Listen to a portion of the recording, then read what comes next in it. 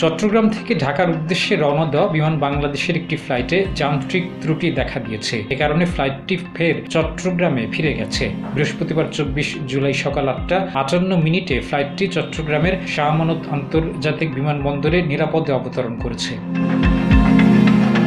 জানা গেছে, বৃহস্পতিবার সকাল 7:15টায় সংযুক্ত আরব আমিরাতের দুবাই থেকে চট্টগ্রামে পৌঁছায় বিমান বাংলাদেশের ফ্লাইট BG-148। 287 জন যাত্রী নিয়ে বিমানটি 8:37 ঢাকার উদ্দেশ্যে রওনা দেয়। তবে উড্ডয়নের পর বিমানটিতে যান্ত্রিক ত্রুটি দেখা দেয়। এ কারণে বিমানটি গতিপথ পরিবর্তন করে ফের চট্টগ্রামে চলে যায়।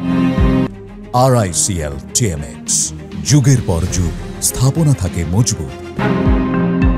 শাহ আমানত আন্তর্জাতিক বিমানবন্দর কর্তৃপক্ষ জানিয়েছে, যান্ত্রিক ত্রুটির কারণে ফিরে আসা বিমানটি চট্টগ্রামে নিরাপদে অবতরণ করেছে। বিমানটি বিমানবন্দরের বে নম্বর 8-এ অবস্থান করছে। ফ্লাইটের যাত্রীরা নিরাপদে রয়েছেন। এর আগে 21 জুলাই সোমবার রাজধানীর উত্তরায় বিমান বাহিনীর একটি প্রশিক্ষণ যুদ্ধ বিমান মাইলস্টোন স্কুল অ্যান্ড কলেজের উপর আছড়ে পড়ে। ওই ঘটনায় নিহত হয় বিমানের পাইলট সহ 32 জন। ডেস্ক রিপোর্ট, জয় জয়।